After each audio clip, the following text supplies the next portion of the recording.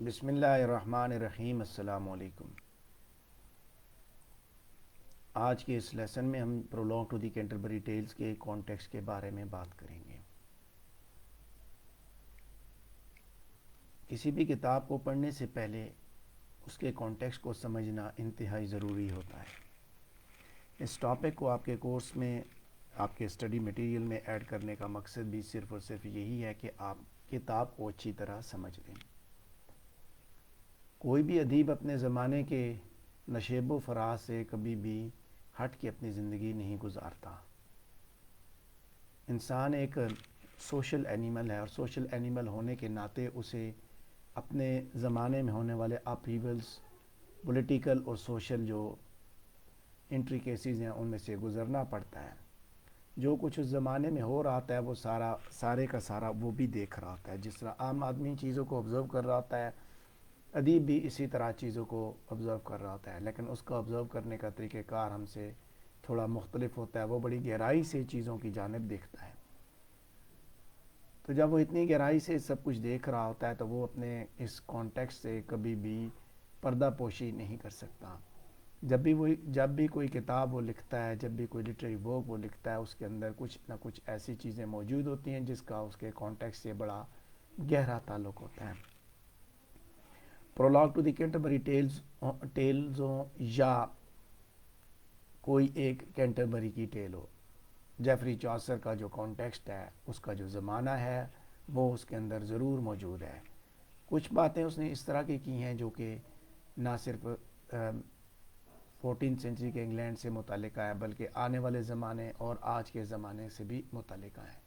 لیکن کچھ باتیں ایسی ہیں جو prologue to the Canterbury tells کے اندر وہ اس کے کانٹیکسٹ کے اس سے زمانے تک محدود ہیں۔ تو اس لیسن کے اندر ہم اسی چیز پہ بات کریں گے۔ جیفری چوسر کا زمانہ یورپ کے اندر ایک بڑی تبدیلی کا زمانہ تھا۔ چرچ کے اپہیول کے ساتھ ساتھ مڈل کلاس بھی ایمرج کر رہی تھی۔ ان دونوں چیزوں نے سوشل کلاس کے جو سٹرکچر ہے اس کو چیلنج کر دیا، اور اس کے بعد کینٹربری ٹیلز کے اندر جو ٹینشنز ہیں وہ بھی آپ کو اپیرنٹ نظر آتی ہیں۔ جہاں مڈل کلاس جو ہے وہ رائز ہوئی، وہیں ساتھ ساتھ چرچ کے جو کرپشن ہے، پروفلیگیسی ہے، وہ بھی ہائی لائٹ ہوئی۔ Prologue to the Canterbury Tales کا کانٹیکسٹ ان 5 ایلیمنٹس پہ مشتمل ہے، جس میں چرچ، سوشل سٹرکچر کے اندر تبدیلی، ویمن، اینٹی سیمیٹزم اور چاسر کے آڈینس ہیں۔ ابھی ہم دیکھتے ہیں اس ٹاپک کو، اور ہمارا یہ ٹاپک پیج نمبر 12 اور 13 پہ موجود ہے۔ اس کے پیج نمبر 12 کے پہلے پیراگراف سے ہم اپنے ڈسکشن کو سٹارٹ کرنے جا رہے ہیں۔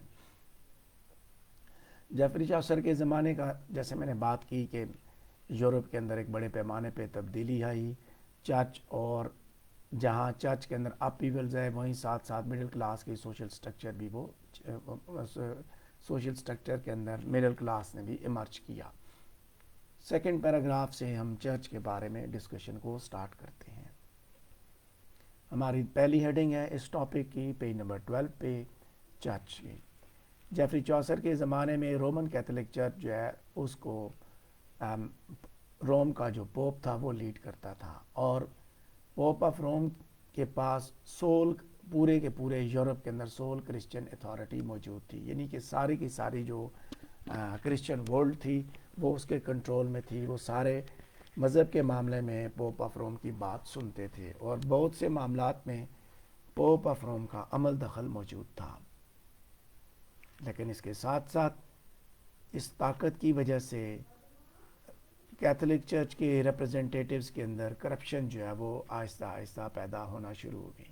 جیسے کہ پارٹنر، جو اس زمانے کے پارٹنر سے معافی نامے دینے والے جو لوگ تھے، جن کو لوگ جو ہے وہ اپنے سنز ایبزالو کرنے کے لیے بھی فیس پے کرتے تھے، اور یہ بات جگہ جگہ پھیلی ہوئی تھی کہ پارٹنر جو ہے وہ پیسے لے کے معافی نامے بانٹتے ہیں۔ اس طرح کی کرپشن کے ری ایکشن میں، اور اس کے علاوہ باقی بھی جو چرچ کے اندر ایکسیسز ہیں جو انہوں نے چرچ نے جو اپنی حدود سے تجاوز کیا، اس کے ری ایکشن کی وجہ سے نئے ریلیجیس اسکالرز اور لیڈر جو ہے وہ پیدا ہوئے، جن میں جان وائکلف کا نام بڑا مشہور ہے۔ اور ان لوگوں نے چرچ کے اندر ریفارمز کا نعرہ لگایا کہ چرچ کے اندر ریفارمز لائی جائیں، اس طرح کی چیزوں کو چرچ سے پاک کیا جائے اور اس طرح کی کرپشن، اس طرح کے معاملات چرچ کے اندر ختم کیے جائیں۔ جان وائکلف ایک بڑا مشہور شخص ہے جیفری چوسر کے زمانے کا، جس نے بائبل کو لیٹن سے انگلش میں ٹرانسلیٹ کیا، اور اس نے اس چیز کو پروموٹ کیا کہ کرسچنز جو ہے وہ ڈائریکٹلی خدا کے ساتھ کنزیوم کریں، خدا کے ساتھ ڈائریکٹلی کانٹیکٹ کریں، بجائے اس کے کہ وہ پوپ یا پریس کو اس کے انٹرمیڈیریز کے طور پہ ڈیل کریں۔ یعنی کہ جیفری چوسر کے زمانے میں چرچ کے جو لوگ تھے وہ مذہب کے نمائندوں کے ذریعے خدا سے معافیاں مانگتے تھے، یعنی ڈائریکٹلی وہ خدا کے ساتھ کانٹیکٹ ان کا ٹوٹ چکا تھا، تو خدا کے ساتھ ان کے رابطے کا ذریعہ مذہب کے نمائندے تھے۔ تو اس نے کہا، جان وائکلف نے، کہ ہم اگر یہ ان کا خدا ہے تو ہمارا بھی خدا ہے، ہم کیوں نہ اپنے خدا سے خود رابطہ کریں۔ تو اس نے اس سیلویشن کے آئیڈیا کو اس نے پروموٹ کیا، اور پائٹی کے ذریعے، یعنی کہ اس کو اچیو کیا جائے تھرو پائٹی، پاکیزگی کے ذریعے آپ اس کو اچیو کریں، آپ اپنے آپ کو پاک کریں اور اپنے اندر اس طرح کی چیزیں لے کے آئیں۔ دیکھیں یہاں پہ جو بات کی ہم نے چرچ کی، کہ چرچ کے لوگ کرپٹ ہو چکے تھے، اور یہ سمجھتے تھے، چونکہ وہ ریپرزنٹیٹیو تھے مذہب کے، تو یہ سمجھتے تھے کہ یہ لوگ بڑے اچھے ہیں، بڑے پاک باز ہیں، بڑے نیک ہیں۔ تو جب جان وائکلف جیسے لوگوں نے یہ حالات دیکھے چرچ کے، تو انہوں نے کہا کہ ہم خود خدا سے کیوں نہ رابطہ کریں، کہ جن لوگوں کو ہم خدا سے رابطے کا کہتے ہیں وہ لوگ تو ہم سے زیادہ گندے ہو چکے ہیں، گناہوں میں ہم سے زیادہ آلودہ ہو چکے ہیں۔ لہذا اس نے اس آزادی کا آئیڈیا اس نے پروموٹ کیا کہ مذہب کے ان نمائندوں سے آزادی حاصل کرو۔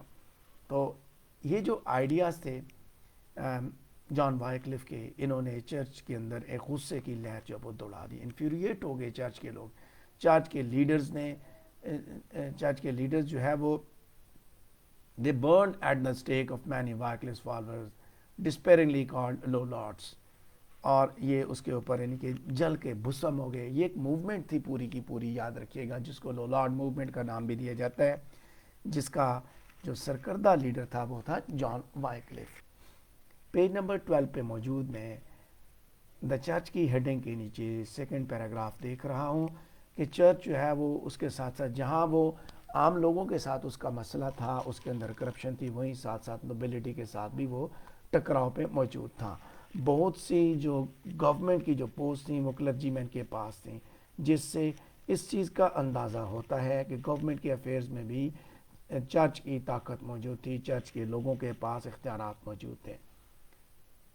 نوبلٹی اس انفلوئنس کے خلاف تھی، یعنی کہ جو اشرافیہ کے لوگ تھے وہ اس چیز کے خلاف تھے، لہٰذا اس کی وجہ سے دو پولیٹیکل فیکشنز جو وہ ایمرج ہوئے۔ ایک کو کہا جاتا ہے پرو کلرجی اور دوسرے کو کہا جاتا ہے اینٹی کلرجی۔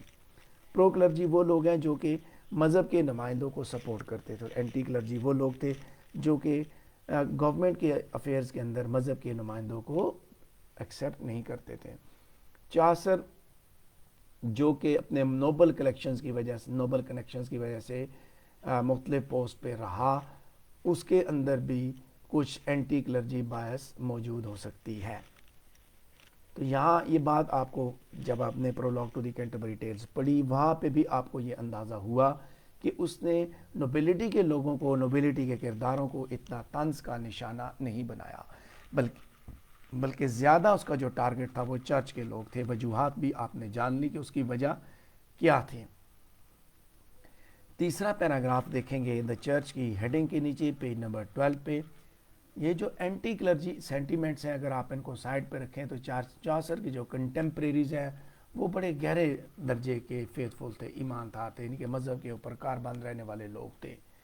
بہت سے لوگ جو ہے وہ پلگرمیج پہ جاتے تھے، سیکرڈ سائٹس پہ، جرنیز پہ جاتے تھے، اور یہی ان کی فیتھفلنس کی ایک ایکسپریشن ہے۔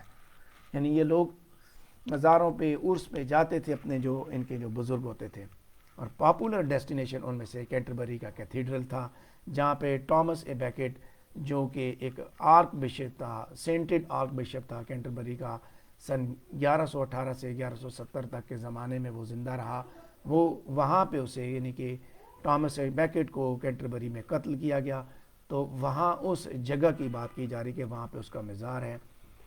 تو پلگرمز جو ہے وہاں پہ ریلکس کے لیے اپنے ریلکس دیکھنے کے لیے جاتے تھے which were believed to have miraculous properties. اس کی جو باقیات تھیں لیفٹ اوورز تھے سارے کے سارے اس کے جو رومنس تھے ان کو دیکھنے کے لیے وہ جاتے تھے اور وہ یہ سمجھتے تھے کہ ان کے اندر میراکولس پراپرٹیز ہیں مزار پہ. جس طرح ہمارے ہاں لوگ جاتے ہیں بزرگوں کے اس کے اندر مزاروں پہ جاتے ہیں جی وہاں سے ان کو تھوڑا سا روحانی سکون ملتا ہے. تو یہ لوگ بھی یہ سمجھتے تھے کہ وہاں پہ ایک ایکسٹرا آرڈینری قسم کی خوبیاں انبلیویبل قسم کی سچویشنز موجود ہیں اور ان کو وہاں پہ روحانی سکون ملتا تھا. یہ بھی ان کے ٹامس بیکٹ کے مزار پہ عرس پہ جاتے تھے. یہ تو ہو گئی بات چرچ کی. یہاں پہ آپ نے دو چیزیں سمجھی. پہلی بات آپ کو یہ پتہ چلی کہ چرچ کے کیا حالات تھے اور یہ لوگ چرچ کے خلاف تھے. چرچ کے خلاف تھے, مذہب کے خلاف نہیں تھے. مذہب کے نمائندوں کو یہ مانتے تھے جیسے کہ آپ نے دیکھا کہ ٹامس بیکٹ کے مزار کی جانب ان کا سفر آپ کو اس کے بارے میں بھی آگاہی حاصل ہوئی. تو یہاں آپ نے دو چیزیں سمجھنی ہیں. پہلی بات تو آپ نے یہ سمجھنی ہے کہ جیفری چوسر کے زمانے میں لوگوں کے اندر pro church pro clergy and anti clergy لوگ تو ایگزسٹ کرتے تھے لیکن وہ مذہب کے خلاف نہیں تھے. دونوں مذہب کے خلاف دونوں نہیں تھے لیکن کلرجی کے خلاف یعنی کہ مذہب کے نمائندوں کے خلاف ایک لوگ تھے اور دوسرے ان کو سپورٹ کرتے تھے. چوسر کے خلاف ہوا یہ بھی آپ کو علم ہوا کہ چونکہ وہ بھی نوبل کنیکشنز کی وجہ سے مختلف گورنمنٹ پوسٹنگز پہ رہا اور اس نے ان لوگوں کو دیکھا کہ یہ لوگ تو وہاں پہ بھی کام کرنے کے قابل نہیں ہیں اور اپنے اصل کام کو انہوں نے چھوڑا ہوا تو اس لیے اس نے اس کو ٹارگٹ کا نشانہ بنایا. تو اگر آپ سے یہ پوچھا جائے کہ چوسر مذہب کے خلاف تھا تو مذہب کے خلاف تو نہیں تھا لیکن مذہب کے نمائندوں کے خلاف تھا. اگر وہ مذہب کے خلاف ہوتا تو ٹامس بیکٹ کے مزار کی جانب یہ سفر وہ کبھی بھی نہ دکھا تھا. تو ٹامس بیکٹ کے مزار کی جانب سفر دکھا کے وہ کہتا ہے کہ سارے لوگ وہاں جاتے ہیں, جو مذہب کے نمائندے ہیں وہ بھی جاتے ہیں اور جو مذہب کے نمائندے نہیں ہیں وہ بھی جاتے ہیں.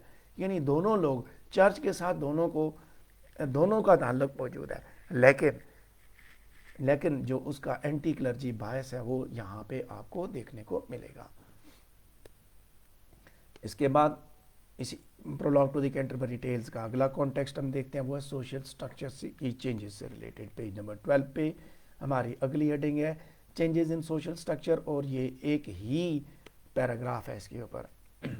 3 ٹریڈیشنل سوشل کلاسز جو ہے وہ لیٹ مڈل ایجز کے سوشل سٹرکچر کے اندر اپنی اہمیت جو ہے وہ برقرار رکھی ہوئی تھیں. پہلی اسٹیٹ وہ لوگ تھے جو کہ چرچ کے لیے کام کرتے تھے, چرچ کے نمائندے تھے. اور دوسری اسٹیٹ جو تھی دیٹ کمپرائزڈ آف نوبلٹی. اور اس کے علاوہ تیسری اسٹیٹ جو میں نے پہلے بھی بتایا وہ پیزنٹس پہ مشتمل تھی. تاہم یہاں پہ ایک یہ چیز بھی آپ دیکھیں گے کہ ایک مڈل کلاس ایمرج کر رہی تھی جس کے اندر ٹریڈز پیپل, مرچنٹ اور بزنس اونرز کے ساتھ ساتھ فائنینشیل پروفیشنلز بھی موجود تھے. یہ نئی کلاس جو ہے ان 3 اسٹیٹ سٹرکچر کے اندر آسانی سے فٹ نہیں آ رہی تھی. تو یہ آئیڈیا کہ دولت حاصل کرنا یا تعلیم حاصل کرنا کسی بھی آدمی کو جو ہے وہ اس کا جو ہائر جو سوشل سٹیٹس ہے اس کا حقدار بنا سکتا ہے, یہ آئیڈیا اس وقت کامیاب نہیں ہو رہا تھا. یعنی کہ ان لوگوں کے پاس مڈل کلاس کے پاس دولت بھی آ چکی تھی, مڈل کلاس کے پاس ایجوکیشن بھی تھی, تو یہ ایک نیا سوشل سٹیٹس حاصل کرنے کی کوشش کر رہے تھے. تو مڈل ایجز کا جو سوشل آرڈر تھا, چرچ, نوبلٹی اور پیزنٹس پہ مشتمل جو سوشل آرڈر تھا, اس کے لیے لوگ ایک خطرہ بنے ہوئے تھے پرانے آرڈر کے لیے. اور یہ لوگ جو ہے یہ ایمبیشیس مین اینڈ ویمن کو اپرچونٹیز پرووائڈ کر رہے تھے. یعنی مڈل کلاس جو تھی نئی نسل کے نوجوانوں کو جو کہ دولت حاصل کرنا چاہتے تھے, تعلیم حاصل کرنا چاہتے تھے, ان کو مواقع فراہم کر رہی تھی. سوشل سٹرکچر کے اندر اس طرح کی تبدیلیاں جو ہیں ان کے ساتھ ساتھ ایک ٹیریبل بلیک پلیگ آئی, بلیک ڈیتھ کا نام بھی اس کو دیا گیا 1348 سے 1349 کے اندر. تو اس سے کیا ہوا کہ یورپ کی جو پاپولیشن تھی وہ تقریباً 2/3 تک رہ گئی تھی اور اس سے لیبر کی شارٹیج ہوئی اور لیبر کی شارٹیج کی وجہ سے جو سکلڈ ورکرز ہیں انہوں نے ہائر ویجز کی ڈیمانڈ شروع کر دی. یعنی کہ آلریڈی جیسے میں نے پہلے بتایا کہ آلریڈی وہاں پہ ایک نئی کلاس ایمرج کر رہی تھی، سوشل سٹرکچر تبدیل ہو رہا تھا. تو نئی نسل یعنی کہ ایک نئی اس سوشل سٹرکچر کے اندر ایک نئی کلاس جو ہے وہ ایڈ ہونا چاہ رہی تھی. تو سونے پہ سہاگا اس طاعون نے ڈالا. طاعون کے آنے سے یورپ کی کافی ساری آبادی متاثر ہوئی اور اس کے متاثر ہونے کی وجہ سے یہ لوگ اس سوشل کلاس کو بھی ایک موقع ملا، ایمرج کرنے کا موقع ملا. جیفری چوسر کی prologue to the Canterbury tells کے اندر جہاں پہ آپ کو جو وہ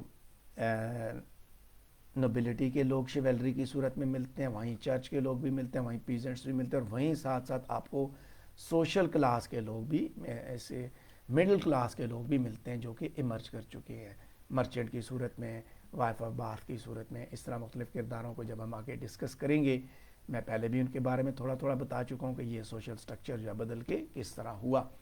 تو جیفری چوسر نے اپنی کتاب کے اندر اس کو دکھانے کی بھرپور کوشش کی ہے، اور ہمیں ایک آئیڈیا ملتا ہے کہ کس طرح جیفری چوسر نے اس کتاب کے اندر اپنے کانسیپٹس کو پیش کیا.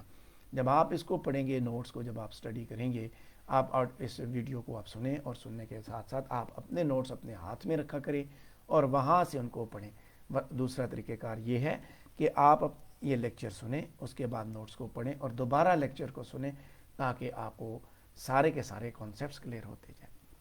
اس کے بعد اگلا ٹاپک جو ہے، اگلی ہیڈنگ ہے ہماری کانٹیکسٹ سے ریلیٹڈ ویمن کی، کہ چرچ ٹیچنگ جو ہے وہ بڑی پاورفل ثابت ہوئی. ان کا ایک بڑا پاورفل انفلوئنس تھا، خاص طور پہ مڈل ایجز کی ویمن کے اوپر. چرچ کی جو تبلیغ تھی، چرچ کی جو تعلیم تھی، اس کا ایک بڑا اثر تھا. سو انہی ٹیچنگ کی وجہ سے ورجن میری جو ہے وہ فیمیل پرفیکشن کی ایک امیج تھی. کوئین لیکن ایو میری جو ہے وہ مریم علیہ السلام کو کہا جاتا ہے، اور اس کے ساتھ ساتھ ایو who tempted Adam to eat the forbidden fruit in Eden brought sin into the world. یعنی کہ اس وقت عورتوں کے ذہن میں، اس زمانے کی عورت کے ذہن میں یہ بات تھی کہ کوئین جو حضرت مریم علیہ السلام ہے وہ پاک باز تھیں، وہ صاف تھیں، اور وہ فیمیل پرفیکشن کی امیج ہے. اور اس کے ساتھ ساتھ وہ عورت حضرت حوا علیہ السلام، ان کے بارے میں انہوں نے وہ یہ سمجھتے تھے کہ انہوں نے فاربیڈن فروٹ کا فاربیڈن فروٹ انہوں نے کھایا، اور ان کی وجہ سے اس دنیا میں یہ سارے کا سارا یہ سلسلہ پیدا ہوا. یعنی کہ فاربیڈن فروٹ کی وجہ سے ہم سب اس دنیا میں آئے، سن اس دنیا میں آیا. نتیجتاً عورتیں جو ہے وہ ایک پیڈسٹل پہ موجود ہیں، وہ موجود ہیں، like the virgin and blame for the entire sinful of the world like Eve. کہ وہ، اور ایک طرف وہ عورتیں جو اچھی ہیں ان کو ورجن میری کے ساتھ ڈیل کیا گیا، اور جو کہ گناہگار ہیں، جو قصوروار ہیں، ان کو ایو کے ساتھ ان کو سمجھا جاتا ہے. ٹھیک ہے، اور ایو کو ہی وہ قصوروار سمجھتے تھے کہ ایو کی وجہ سے اس دنیا میں یہ دنیا سنفل ہو چکی ہے. پیج نمبر 12 کا سیکنڈ لاسٹ پیراگراف ویمن کے بارے میں جو پرسپیکٹیو مڈل ایجز نے بتایا، اس کے بارے میں بات کرتے ہوئے ہم آگے بڑھ رہے ہیں. ورجن میری اور ایو کے بارے میں جو اوپینین ہمیں ملا کہ ورجن میری جو ہے اس فیمیل پرفیکشن کا امیج، اور ایو جو ہے وہ خاتون ہے جس نے اس دنیا میں گناہ کو رستہ دیا، کیونکہ سب سے پہلا گناہ ایو سے سرزد ہوا تھا. گو کہ اب اگلا پیراگراف سیکنڈ لاسٹ پیراگراف دیکھیں گے. گو کہ مین جو ہے they were expected to control their wives were also expected to temper their husbands impulses. کہ مرد جو ہے ان سے یہ ایکسپیکٹ کیا جاتا تھا کہ وہ اپنی بیویوں کو کنٹرول کریں گے، اور بیویوں سے یہ ایکسپیکٹ کیا جاتا تھا کہ وہ اپنے مردوں کے اوپر ان کی امپلسز کو ٹیمپر کریں گے. یعنی کہ ان کو اپنے رستے سے ہٹانے کی کوشش کریں گی. Exerting influence if not power, یعنی کہ اگر پار ہے یا نہیں ہے، کم از کم وہ اپنا انفلوئنس، اپنے اثر و رسوخ سے وہ مردوں کو قابو کرنے کی کوشش کرتی ہیں. تاہم کچھ عورتیں جو ہیں ان کے پاس کنسیڈریبل پار نہیں تھی. جب ان کے خاص طور پہ جب ان کے ہسبینڈ مر گئے، تو پھر یا کوئی ویلدی ہسبینڈ جب وہ مر گیا، اس وقت وہ اس قابل ہوئیں. یعنی کہ مال و دولت والے خاوند جب مر گئے، ان کے جانے کے بعد وہ اتنی طاقتور ہوگی کہ ان کا اپنی اولاد پہ کنٹرول تھا. تو یہاں اس نے عورت کی اس امیج کو جب دیا تو اس نے وائف آف باتھ کی ٹیلز کے اندر ان چیزوں کو ڈیٹیل کے ساتھ بتایا بھی ہے. یہ کمپیٹنگ انڈرسٹینڈنگ ہے ویمن کے رول کی جو کہ prologue to the Canterbury tells کے اندر اس نے دکھائی. یہاں پہ بھی آپ کو پرائرس اور وائف آف باتھ کے کردار کی صورت میں اس نے ویمن کی ایک پکچر دکھائی ہے. جب ہم آگے اس کو پڑھیں گے ڈسکس کریں گے ان چیزوں کو تو مزید آپ کو اس کے اوپر کلیئرٹی ہوتی جائے گی. اب ہم آگے دیکھتے ہیں پیج نمبر 12 پہ لاسٹ پیراگراف کو. اینٹی سیمیٹزم گو کہ میڈیول پوپس جیسے کہ پوپ گریگری 10 جو کہ 1270 سے 1276 تک رہا, پوپ مارٹن 1368 سے 1431 تک رہا, اس نے ان دونوں نے کرسچنز کو جویش پیپل کے لیے ٹالرنس کا سبق دیا, لیکن پھر بھی جو کرسچن تھے اس زمانے میں وہ یہودیوں کے معاملے میں اینٹی سیمیٹک تھے, یہودیوں کے خلاف تھے. پرائرس کی ٹیل جو ہے انہی اینٹی سیمیٹک تھیمز کو ایکسپلین کرتی ہے.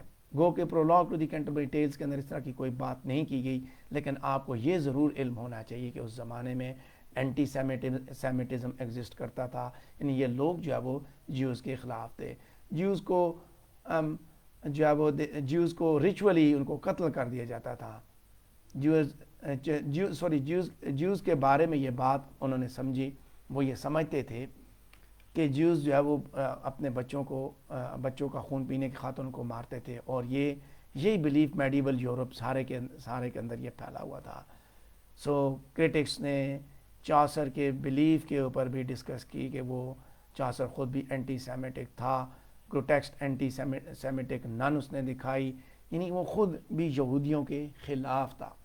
جیسے میں نے بتایا کہ میڈیول کے زمانے میں وہ لوگ یہ سمجھتے تھے کہ یہودی اچھے لوگ نہیں ہوتے, اور جس طرح آج ایک امیج مسلمانوں کی یورپین میڈیا نے بنائی ہوئی ہے, اسی طرح وہاں پہ یہودیوں کے حساب سے امیج بنی ہوئی تھی.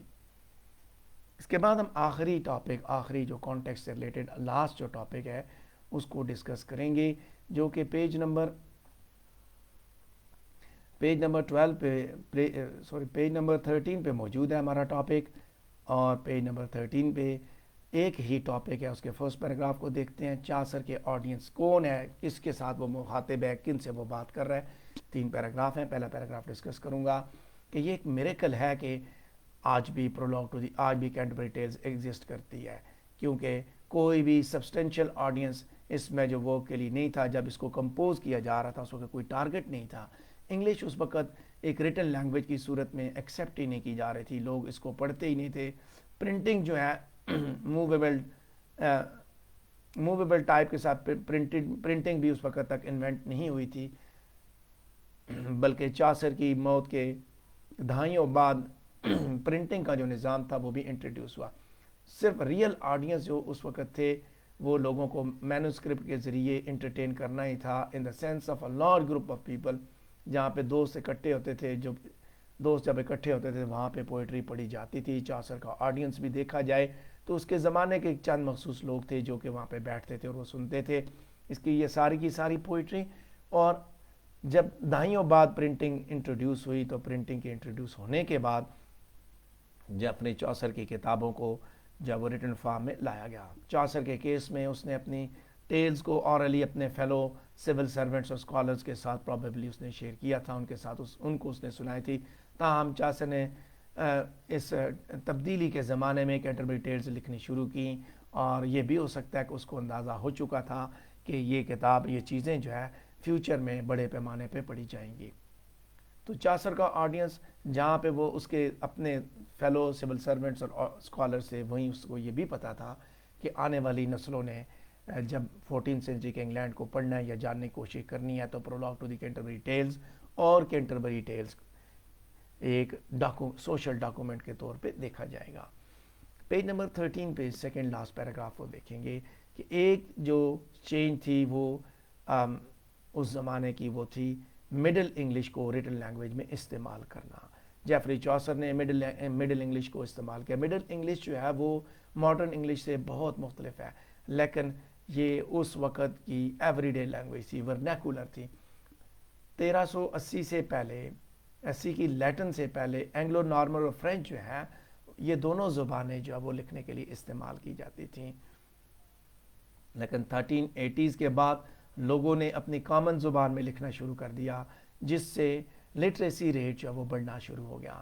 کینٹربری ٹیلز کو انگلش میں لکھنا، مڈل انگلش میں لکھنا چاسر کے لیے ایک بہت بڑا امتحان تھا، ایک بہت بڑا رسک تھا۔ سو چاسر اس وقت کٹنگ ایج پہ تھا، تبدیلی کے کٹنگ ایج پہ تھا، جب لوگ لیٹن سے، اینگلو نارمن اور فرینچ سے ہٹ کے انگریزی کی جانب بڑھ رہے تھے، اس وقت اس زمانے میں اس نے لکھا۔ سو ماڈرن اسکالر جیفری چاسر کو اس چیز کا کریڈٹ دیتے ہیں کہ اس نے فرسٹ مڈل انگلش ماسٹر پیس اس نے ڈیولپ کیا، اسی لیے اس کو پہلا انگلش پوئٹ بھی کہا جاتا ہے۔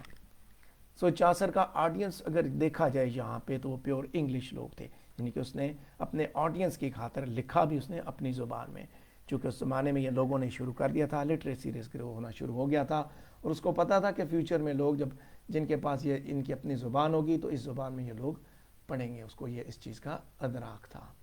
تو ابھی ہم دیکھتے ہیں اس کا آخری پیراگراف، کانٹیکسٹ سے ریلیٹڈ۔ کہ ریٹن انگلش کی گروتھ کے ساتھ ساتھ ہی پروفیشنل اسکرائبز بھی ایمرج ہوئے، ایک اس کی کلاس بھی ایمرج ہوئی، اور ایک وائڈر مارکیٹ سکلز کے لیے جو ایمرج ہوئی۔ تو اسی ٹائم پہ پیپر جو کہ وہ بھی زیادہ اویلیبل ہو چکا تھا، مینوسکرپٹ جو ہے زیادہ پورٹیبل ہونا شروع ہو گئے، ویلدی ریڈرز جو ہے انہوں نے مینوسکرپٹس انہوں نے کمیشن کرنا شروع کر دیا، حاصل کرنا شروع کر دیے۔ کچھ آتھرز نے یہ چیزیں پھر بیچنے کے لیے استعمال کی۔ چاسر کی موت کے دہائیوں بعد تقریباً کینٹربری ٹیلز کی 100 کے قریب کاپیاں کریٹ ہوئیں، اور وہ اپنے زمانے کے بیسٹ سیلر جو ہے بیسٹ سیلر کنسیڈر کی جاتی تھی۔ چاسر جو ہے اپنی ان کتابوں کے بکنے سے پہلے ہی اس دنیا سے جا چکا تھا، لیکن ماڈرن اسکالرز آج بھی اس چیز پہ آرگو کرتے ہیں وہ کہ کس آرڈر میں اس کی جو انٹینڈڈ ٹیلز ہیں وہ ہونی چاہیے۔ سو چونکہ اس کے زمانے میں یہ پرنٹ نہیں ہوئی تھی، مینوسکرپٹ تھا، صرف ہاتھ سے لکھی ہوئی چیزیں تھیں، تو تب تک جو اس نے لکھا یا جو کچھ اس نے بنایا وہ صرف ہاتھ سے لکھا ہوا تھا۔ بعد میں جب لکھ کے آیا تو پھر اس پہ بحث بھی چھڑی، یعنی چوسر کا آڈینس یہاں پہ آپ نے دیکھا کہ نہ صرف اس کے زمانے کے لوگ تھے بلکہ آنے والی نسل کے لوگ بھی موجود تھے۔ تو اسی کے ساتھ ہمارا یہ ٹاپک بھی کمپلیٹ ہوا جو کہ پیج نمبر 12 سے 13 تک محیط تھا۔ امید ہے آپ کو ساری باتوں کی سمجھ آ گئی ہوگی۔ اگر کوئی کانسیپٹ کوئی چیز آپ کو سمجھ نہیں آتی تو آپ مجھ سے سوال پوچھ سکتے ہیں۔